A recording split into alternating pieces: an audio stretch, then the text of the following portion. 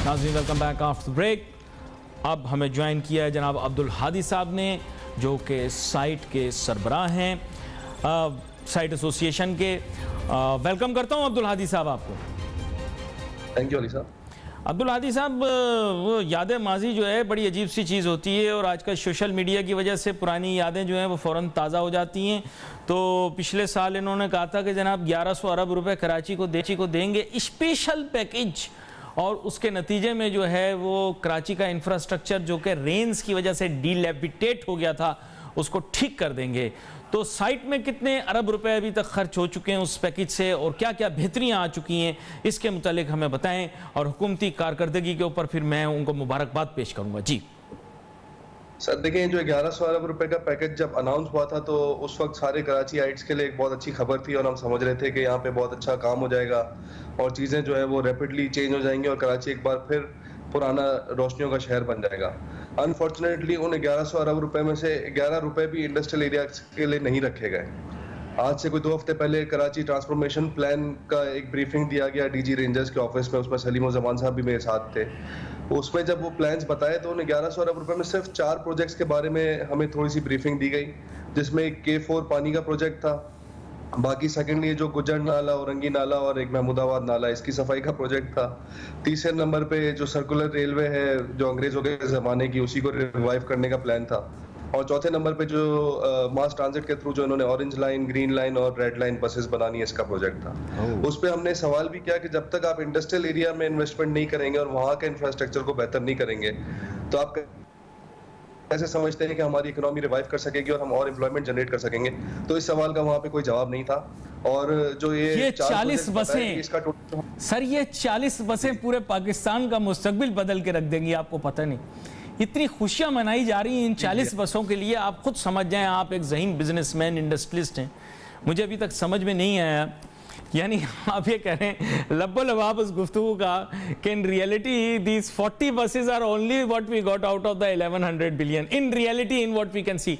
K4 का तो मैं पीर बाबा को सलाम पेश करूंगा, क्योंकि आपको पता है पीर बाबा जो है वो तो रेगिस्तान में भी पानी निकाल देते हैं। तो K4 का पानी पता नहीं कराची वालों को मिले नहीं मिले, सलीम जमा साहब मुस्कुरा रहे हैं, लेकिन पीर बाबा को मिल जाएगा, भले वो हाईवे पे भी हों तब भी मिल जाएगा उनको। समझ तो आप गए होंगे मैं पीर बाबा किसे कहता हूँ। तो अब्दुल हादी साहब, इन रियलिटी इसके माने ये कि इंडस्ट्रियल एरिया में आपके नज़दीक खर्च नहीं हुआ, साइट में खर्च नहीं हुआ, साइट में कोई प्रोजेक्ट नहीं हुआ। सर अभी तक कोई फेडरल गवर्नमेंट का प्रोजेक्ट नहीं हुआ। सिंध गवर्नमेंट ने 1 अरब रुपए का अनाउंसमेंट किया था आज से 1 साल पहले साइट के रोड्स को बेहतर करने के लिए। उस पे काम थोड़ा शुरू जरूर हुआ है, लेकिन उसकी स्पीड इतनी स्लो है और उसकी क्वालिटी इतनी नाकिस है कि मैं नहीं समझता कि वो अगले 2-3 साल में भी जाके कंप्लीट हो सकता है। मुर्तजा आप साहब, 1 बिलियन में सड़कें कहाँ बनेंगी साइट की? 1 बिलियन में तो बेंच नहीं आएंगे स्कूलों के।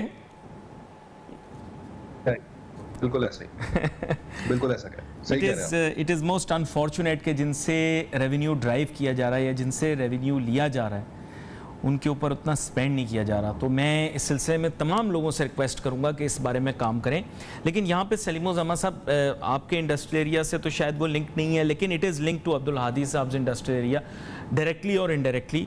कि आपको पता होगा कि मौरीपुर रोड और उसके आसपास के जो लिंक्स वगैरह हैं वहाँ पे मैंने देखा है कि काफ़ी इम्प्रूवमेंट आई है, जिसके लिए मैं सीएम मुराद अली शाह साहब का शुक्रिया अदा करता हूँ कि काफ़ी अरसे से गौरतलब चीज़ थी जिस पर उन्होंने संजीदगी से सोचा। मज़ीद भी मैं उनसे गुजारिश करूँगा कि सर आगे तक हॉक्सबे तक भी कुछ इम्प्रूवमेंट, थोड़ा सा हिस्सा रह गया वहाँ भी इम्प्रूवमेंट करें। कुछ हमारे ट्रेडर्स, इंडस्ट्रियलिस्ट, बिजनेसमैन ने वहाँ पर भी इन्वेस्टमेंट की हुई है, तो वो अच्छी चीज़ है। वैसे तो वो गलत इंडस्ट्रियल एरिया बनाया है, वो इंडस्ट्रियल एरिया जो है वो रिक्रिएशनल एरिया के पास नहीं होना चाहिए। लेकिन पाकिस्तान में कौन सी चीज़ ठीक हो रही है जो मैं कहूँ, लेकिन अब बन गया है तो कम से कम उसको इम्प्रूव कर दें, अपग्रेड कर दें। तो सलीम जमा साहब, आपने भी देखा होगा, आपके इंडस्ट्रियल एरिया से तो नहीं जुड़ा हुआ लेकिन पाकिस्तान और कराची से तो जुड़ा हुआ है, तो देयर हैव बीन इम्प्रूवमेंट्स। मैं चाहूँगा अगर आप भी सीएम मुराद अली शाह साहब से कोई दरख्वास्त करना चाहें इस शोबे में, क्योंकि वो काम करना चाहते हैं, इलेक्शन होने वाले हैं, उनको काम करके दिखाना है। आप भी कहना चाहते हो? आप बिल्कुल सही फरमा रहे हैं कि वहाँ पे उस एरिया के अंदर उस पर्टिकुलर जगहों पे कुछ काम हुआ है, लेकिन देखिए 2 बातें मैं इसमें कहूँगा। पहली चीज़ ये कि 1-2 रोड्स पे काम हो जाना कोई काम नहीं है। आपको ओवरऑल पूरा एक इंफ्रास्ट्रक्चर जो इंडस्ट्रियल एरियाज़ है, इंडस्ट्रियल एरियाज़ की पूरी एक प्लानिंग करने के बाद फिर उनके तमाम सेक्टर्स को अंदर की गलियां तक, मेन रोड तो हम तो मेन रोड के लिए रो रहे होते हैं, आपको एक एक अंदर की गली को भी डेवलप करना पड़ेगा ताकि आपके जो कंटेनर्स आ रहे हैं, आप अंदाज़ा लगाइए उससे आपकी जो मूवमेंट है वो कितनी आसान हो जाएगी, स्पीड कितनी हो जाएगी, आपकी जो आउटपुट है वो कितनी ज़्यादा इंडस्ट्रीज़ की बढ़ जाएगी, आपको बजाते खुद उससे कितना ज़्यादा रेवेन्यू जनरेट होगा। तो पूरे इंडस्ट्रियल एरियाज़ का प्लान करके एक एक गली तक को आप उसमें डेवलप करें और बिल्कुल स्टेट ऑफ द आर्ट्स में करें। और गलियाँ और रोड्स बनाने से पहले वहाँ पे सीवेज का जो निज़ाम है दैट इज़ वेरी इंपॉर्टेंट, उसके ऊपर आप पूरी तवज्जो देके उसको सीवेज के निज़ाम को भी करें ताकि बाद में ऐसा ना हो कि सीवेज खड़ा हो गया और उसके बाद यहाँ पे भी कई इलाकों में काफ़ी खूबसूरत सड़कें बनी लेकिन उससे पहले वहाँ पे उन्होंने सीवेज का निज़ाम नहीं डाला, तो वो सड़कें सारी तबाह हो गई। तो इस चीज़ का खास ख्याल रखें और पूरे इंडस्ट्रियल एरिया को डेवलप करें। नंबर 2 ये कि देखें, मैं अप्रिशिएट करना चाहूँगा सिंध गवर्नमेंट को कि जिसने इंडस्ट्रियल एरियाज़ की जो डेवलपमेंट एंड मैनेजमेंट कंपनीज हैं उनको जब फंडिंग दी, तो आपको जितने भी इंडस्ट्रियल एरियाज़ में अगर कुछ काम हुआ हुआ नज़र आएगा तो वो उसी फंडिंग के जरिए काम हुआ हुआ नज़र आया। अब की दफ़ा सिंध गवर्नमेंट ने बजट के अंदर इसके लिए बहुत एक छोटा अमाउंट रखा, तो मैं रिक्वेस्ट करना चाहूँगा मुराद अली शाह साहब से कि आप वाकई में कुछ काम करना चाहते हैं, डिलीवर करना चाहते हैं, इस वक्त आपकी टीम भी काफ़ी एक्टिव हुई हुई है, तो आप इस फंडिंग को भी इंक्रीज़ करें, अपनी तौर पर खुद भी कुछ प्रोजेक्ट्स यहाँ पे अंडरटेक करें और उसके अलावा जो डेवलपमेंट एंड मैनेजमेंट कंपनीज हैं उनको आप स्ट्रेंथन करें क्योंकि उन्होंने जो काम करके दिया उन्होंने दिखावे का काम नहीं किया, उन्होंने पहले वहाँ पे पूरी प्रॉपर लाइनें डाली, लाइनें डालने के बाद रोड की कारपेटिंग की और उसके बाद फिर जो सदियों से जो प्रोजेक्ट फंसे हुए थे जिनको सोचते थे कि नहीं हो पाएंगे तो वो प्रोजेक्ट्स किए। तो अगर इस तरीके से मिलके और डिवाइड करके काम को करते रहेंगे तो मैं समझता हूँ कि एक इंडस्ट्रियल एरिया की शक्ल बदल सकती है और हमें इसको मिलकर करना होगा। अगर हम नहीं करेंगे तो आपके इंडस्ट्रियल एरियाज़ खुदा न खासा, हम बचपन से जो मसाइल देखते आ रहे थे आज हम उन मसाइल की बातें कर रहे हैं, अल्लाह न करे हमारी आने वाली जनरेशन भी उन्हीं मसाइल की बातें कर रही होंगी। बड़ी अहम बात आपने की है। यहाँ पर मैं अब्दुल हादी साहब आपकी जानिब आऊँगा। अब्दुल हादी साहब, यहाँ पर because I try to connect to the right kind of people and right kind of stakeholders so that the job gets done. Unfortunately, the federal government has little say when it comes to fixing the industrial areas. आपको पता होगा site का भी जो structure है, because आप तो site association में, but site itself is managed by the government, the provincial government. तो मैं चाहूँगा यहाँ पर आप भी सीएम मुराद अली शाह साहब से डायरेक्टली अगर कोई चीज़, वैसे तो आप कम्युनिकेट करते रहते हैं I am sure, but directly अगर कोई चीज़ मीडिया के तवज्जुह से कहना चाहते हो तो वो ज़रूर कहें, फिर मैं आगे चलूँ। जी तवज्जो से मैं सीएम साहब से रिक्वेस्ट करूंगा कि एक दफा यहाँ पे खुद ऑन ग्राउंड आके जब अपनी आंखों से देखेंगे ना तो उनको हमें प्रॉब्लम्स का बहुत अच्छे से अंदाजा हो जाएगा और आई एम श्योर कि वो जितने डायनामिक और जितने विलिंग हैं काम करने के लिए तो वो उसको और एक्सपेडाइट करके और उसमें और ज्यादा फंड्स को एलोकेट करेंगे डेफिनेटली। तो I would like to request कि वो आए, खुद अपनी आंखों से इधर देखेंगे किस हाल में हम यहाँ काम कर रहे हैं। और यहाँ पे तो अब ये पोजीशन है पर्टिकुलरली इन साइट कि जो फैक्ट्री ओनर्स है वो अपनी फैक्ट्रीज नहीं जा सकते और आए दिन कोई ना कोई कंटेनर या कोई ट्रॉलर वो उल्टा हुआ होता है और प्रोडक्ट सारी वहाँ पे जाया हो जाती है रोड के ऊपर। और 30% फैक्ट्रीज ऐसी हैं जो हेड ऑफिसेज में बैठ के काम कर रहे हैं, इधर शायद फैसल पे या क्लिफ्टन पे उन्होंने हेड ऑफिसेज बनाए हुए। तो आप देखें जब तक ओनर अपनी फैक्ट्री नहीं आएगा वो अपनी प्रोडक्टिविटी पे, अपनी एक्सपेंशन पे या अपनी प्रोडक्ट डेवलपमेंट पे वो इंटरेस्ट लेगा ही नहीं ना। जब उसको पता है जो एग्जिस्टिंग फैक्ट्री उसको मुश्किलात में चला रहा है तो आगे एक्सपेंशन क्या करेगा। और साइट में पर्टिकुलरली इतना पोटेंशियल है कि अभी जो एक्सपोर्ट्स के फिगर्स आए हैं उसमें 18% कंट्रीब्यूशन पूरे पाकिस्तान का आज भी साइट इंडस्ट्रियल एरिया कर रहा है। और ये पाकिस्तान का सबसे पुराना जो इनॉग्रेशन किया था कायद आज़म मोहम्मद अली जिन्ना साहब ने, सबको पता है उस बात का, वो इस हाल में है। और इसका सिर्फ और सिर्फ रीजन जो मैं समझता हूँ वो ये है कि जिस तरह सलीम ने कहा कि डीएमसी साइट इंडस्ट्रियल एरिया सारे पर्टिकुलरली इंडस्ट्रियल एरियाज में बनी है। साइट का प्रॉब्लम ये है कि site is managed and governed bye site limited जो 70% ओन करता है सिंध गवर्नमेंट। तो जब तक उसमें रेवोल्यूशन नहीं आएगा, उसमें टॉप टू बॉटम वो लोग करप्शन को खत्म करके उसको दोबारा ट्रैक पे नहीं लेके आएंगे, मैं नहीं समझता कि साइट की बेहतरी हो सकती है। ये बड़ी अहम बात आपने की है और इसीलिए मैं यहाँ पर ख़ुद भी दरख्वास्त करना चाहूँगा वज़ीर आला सिंध जनाब सैयद मुराद अली शाह साहब से कि you are a young dynamic chief minister of Sindh and people have a lot of trust in you. I request you to kindly look into this matter of industrial areas and industrial development in the province of Sindh.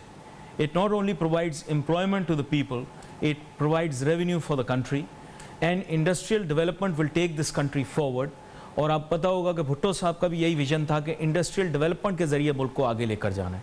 तो अब्दुल हादी साहब की भी advice लीजिए, आप सलीम जमा साहब की भी एडवाइस लीजिए, साइट का भी दौरा कीजिए, ऑन ग्राउंड चीज़ों को देखिए, कुरंगी इंडस्ट्री एरिया भी आप आइए, इसका भी आप खुद दौरा कीजिए।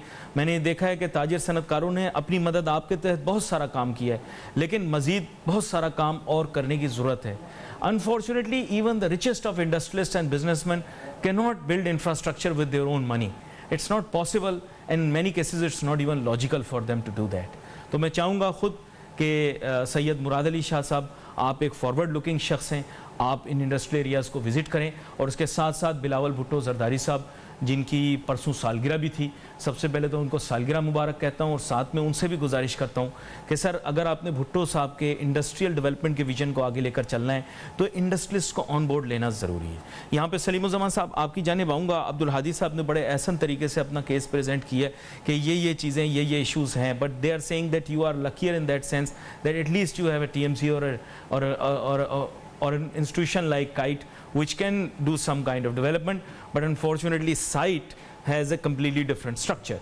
ये छोटा सा ब्रेक लेते हैं, फिर वापस आके सलीमुज़्ज़मान साहब से सवाल का जवाब भी लेंगे और अब्दुल हादी साहब से भी मज़ीद गुफ्तगू करेंगे। Let's take a short break.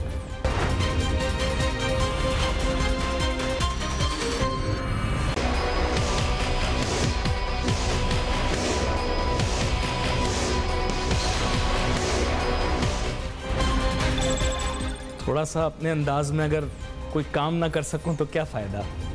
सलीमुज़्ज़मान साहब, एक मुख्तसर सी एडवाइस आपको देनी थी। वैसे आप लोग माशाल्लाह बड़े ज़हीन लोग हैं, हम तो बच्चे हैं आपके सामने, लेकिन यह कि अपने मुख्तसर से तजुर्बे से आपको बताना चाहूँगा कि काम ये आपका मुराद अली शाह साहब भी कर सकते हैं और बिलावल भुट्टो साहब भी कर सकते हैं। मैं आपको बता रहा हूँ, तो आप दावतनामा देकर सबको बुलाते हैं। मेरी गुजारिश ये थी कि क्योंकि मैंने देखा है सदर हो, वज़ीर आज़म हो, बनने वाला वज़ीर आज़म हो, काटी ज़रूर आता है हाज़िरी देने के लिए। पता नहीं चक्कर क्या, आप लोग क्या गिद्दड़ सिंगी करते हैं कि वो काटी में बैठा हुआ होता है। और कुछ लोगों को तो आप ज़िद में बुला लेते हैं कि भाई किसी और ने बुलाया, आप हमारे पास ज़रूर आएंगे। तो सर अगर आप बिलावल भुट्टो जरदारी साहब को अपने यहाँ बुला लेना तो बहुत सारे काम जो नहीं हुए ना हो जाएंगे। सलीमुज़्ज़मान साहब, मेरा काम बताने का था। जी सलीमुज़्ज़मान साहब। जनाब थैंक यू। देखिए बात सही है कि हम तो खैर उनको इनवाइट करते हैं, और इनवाइट करने का मकसद भी यही होता है कि जो हमारे प्रॉब्लम्स हैं हम उनके आगे रखें। कई चीज़ें रिजॉल्व हो जाती हैं, लेकिन बहुत सारी चीज़ें सर ऐसे मुनीर साहब का बर्थडे केक काटते हैं ना, एक केक आप बिलावल साहब के लिए भी। मुझे बहुत खुशी होगी अगर वो तशरीफ़ लाएंगे, और मैं उनको आपके तवज्जुह से भी इनवाइट करता हूँ। वैसे हम उनको इनविटेशन लेटर वैसे भी भेज चुके हैं, और हमारी तो ये ख्वाहिश होती है कि लोग खुद आएँ और आके फिजिकली विजिट करें। जैसे अभी हादी साहब ने भी बात की, ये एक हकीकत है कि जब तक आप खुद जाके पर्सनली विजिट नहीं करेंगे तब तक आपको आइडिया नहीं होगा कि ऑन ग्राउंड रियलिटीज़ क्या हैं, वहाँ पर लोगों की मजबूरियाँ क्या क्या हैं। क्योंकि यहाँ पर जब इंडस्ट्रियल एरिया की अगर हम बात करें, क्योंकि उमूमन एक कॉन्सेप्ट एक ये बना हुआ है कि जो पॉलिटिकल गवर्नमेंट्स हैं उनका फोकस ज़्यादा रेजिडेंशियल एरियाज़ की तरफ होता है, क्योंकि उनका वोट बैंक ज़्यादा वहाँ पर है। लेकिन इंडस्ट्रियल एरियाज़ की अगर हम बात करें तो कुरंगी इंडस्ट्रियल एरिया जो कि 15 लाख लोगों को डायरेक्ट एम्प्लॉयमेंट देता है, तो 15 लाख ये वही लोग हैं जो कि रेजिडेंशियल एरियाज़ में रहते हैं और यहाँ पे काम करने आते हैं। अगर वो थक हार के पसीने में शराबूर अपनी आधी एनर्जी लूज़ करके इंडस्ट्रीज़ में आएंगे, उसके बाद फिर शाम में इसी कंडीशन के अंदर घर जाएंगे और बीच में उनको काम करना होगा, तो वो ये आपके वही वोटर्स हैं जो कि आप जिनको खुश करना चाहते हैं। तो इंडस्ट्रियल एरियाज़ पे भी काम करके आप अल्टीमेटली इनको भी खुश कर रहे होंगे और मुल्क की इकॉनमी के अंदर भी कंट्रीब्यूट कर रहे होंगे। ये बड़ी अहम बात आपने की है। अब्दुल हादी साहब, आपसे भी मैं यही दरख्वास्त करूँगा। असल में बहुत सारे लोग मुझे कहते हैं, ताजिर सनतकार कहते हैं कि आप हमारे फंसे काम हैं इनको निकलवा दिया करें। तो मैं कहता हूँ भाई मेरे पास तो ऐसी कोई जादू का चिराग नहीं है। लेकिन अब्दुल हादी साहब, आप लोग तो मेरे ख्याल दूसरी पार्टी वाले हैं ना, ये सलीम साहब तो हमारे दूसरी पार्टी वाले हैं, तो आप लोग पार्टी भले फर्क हो लेकिन ताजिर सनतकार हैं। एक बात इसमें कहूँगा सर, हम सब बिजनेसमैन हैं और हम सब एक ही पार्टी के, क्योंकि हमारा ऑब्जेक्टिव है कराची को सही करना, कराची के इंडस्ट्रियल एरियाज़ को सही करना, चाहे वो साइट एरिया हो, चाहे वो कुरंगी हो, चाहे वो फेडलबी एरिया हो, कोई भी एरिया हो, हम सब एक ही, हमारा मकसद सबका एक ही है। बड़ी अच्छी बात है। लेकिन अब्दुल हादी साहब, फिर आप लोगों को अलहदा बुलाना पड़ेगा ना, आप लोग भी बुलाने ना उनको अपने पास, बिलावल साहब को, तो मेरे ख्याल आप लोगों के भी बहुत सारे काम निकल जाएंगे। मेरा काम बताने का था, आगे काम आपका। जी नहीं, आपकी एडवाइस बहुत अच्छी है, लेकिन साइट के जो इस वक्त हालात है उसमें उनको यहाँ बुलाने के लिए पहले हमें हेलीपैड बनाना पड़ेगा क्योंकि गाड़ी में तो वो नहीं आ पाएंगे वैसे रोड इंफ्रास्ट्रक्चर के बारे में अब्दुल हादी साहब जो आप बात कर रहे हैं, ये वाकई में बड़ी संजीदा बात है। और साइट में जब भी आते हैं मुझे खुद महसूस होता है कि पता नहीं बेचारे ताजिर सनतकार कैसे मैनेज करते हैं। तो यहाँ पर जैसे मैंने CM मुराद अली शाह साहब की भी तवज्जो मबजूल करवाई, मैं गुजारिश करूँगा बिलावल भुट्टो जरदारी साहब से भी कि ये बात जो की है, ये ज़ाहिरी बात है मुज़ायका ख़ेज़ आपको महसूस होगी, लेकिन अच्छा ये रहेगा कि आप अब्दुल हादी साहब की बात पर गौर करते हुए, सर खुद बज़ाते खुद जैसे इन्होंने कहा है कि आपको एक मरतबा आना पड़ेगा कुरंगी, तो आपको ऐसा लगेगा जैसे अभी तो सलीमुज़्ज़मान साहब कह रहे हैं, लेकिन Korangi is much more in a better situation as compared to SITE, लेकिन साइट की भी पाकिस्तान की इकोनॉमी के लिए बड़ी कंट्रीब्यूशन है। अब्दुल हादी साहब, मैं चाहूँगा इस बारे में जो है बड़ी संजीदगी से आप बताएं। दूसरा ये बताएं कि गैस की सिचुएशन आपकी इम्प्रूव हुई है, और उसके अलावा जो यूटिलिटीज़, इंफ्रास्ट्रक्चर और ये जो सैनिटेशन के इश्यूज़ हैं, ये सॉल्व हुए हैं कि नहीं? नहीं सर, यूटिलिटीज़ का प्रॉब्लम अभी भी साइड इंडस्ट्रियल एरिया में उसी तरह से है जिस तरह से था। अगर मैं पानी की बात करूं तो हमें पर डे 50 मिलियन गैलन की रिक्वायरमेंट है। Out of that 50 million gallon per day, less than 1 million gallon is provided by KWSB। बाकी 49 मिलियन गैलन तकरीबन हमें सबसॉइल वाटर के थ्रू मैनेज करना पड़ता है, और उसमें आए दिन कोई ना कोई ऑपरेशन हो रहा होता है, और फिर वो वाटर थेफ्ट की बातें होती हैं, फिर लाइन डिस्कनेक्ट हो जाती हैं, हमारी प्रोडक्टिविटी जो है बहुत बुरे तरीके से सफर करती है। Same goes for gas. But I think they are gas searching for subsoil water, but somehow they hit the water pipeline. That's the issue.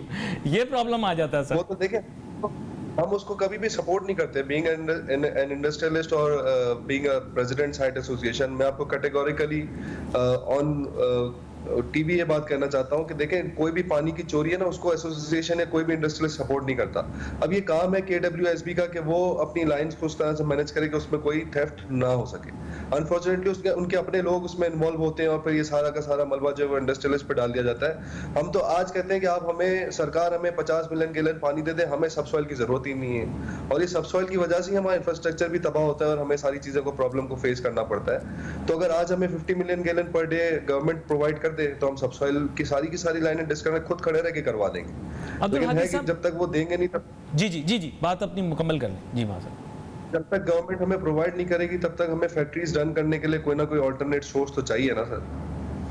अच्छा, अब्दुल हादी साहब और सलीम उज़्ज़मा साहब दोनों से ये मैं बात पूछूंगा, लेकिन पहले अब्दुल हादी साहब आप बताइएगा, ये एक अफसोस की बात है, मैं साइट की बात नहीं कर रहा, क्योंकि ज़ाहिर बात है आप लोगों का तो सैचुरेशन पॉइंट आ चुका है, लेकिन हमारे यहाँ इंडस्ट्रियल एरियाज़ को भी स्टॉक एक्सचेंज बना लिया जाता है सर, ज़मीनें बेचने खरीदने का एक बहाना, और उसका नतीजा ये है कि industrial land has become so expensive today, and even if you have to buy industrial land in places like Nooriabad और even further away, industrial land has become very very expensive because people have started doing transactions. अगर आपको याद हो तो कुछ अर्सा पहले लोग ये पीर बाबा की हाउसिंग सोसाइटी के अंदर फाइलें नहीं बेचा करते थे, बल्कि they were into selling the industrial area Bin Qasim's files, Bin Qasim's की प्रॉपर्टीज़ की लेन देन, फाइल तो नहीं सॉरी, खरीदो फरोख्त चलती थी। ये क्या हमने मजाक बना लिए, हमारा जी ये इससे नहीं भरता, हम किन कामों में पड़ गए हैं, क्या कहते हैं आप?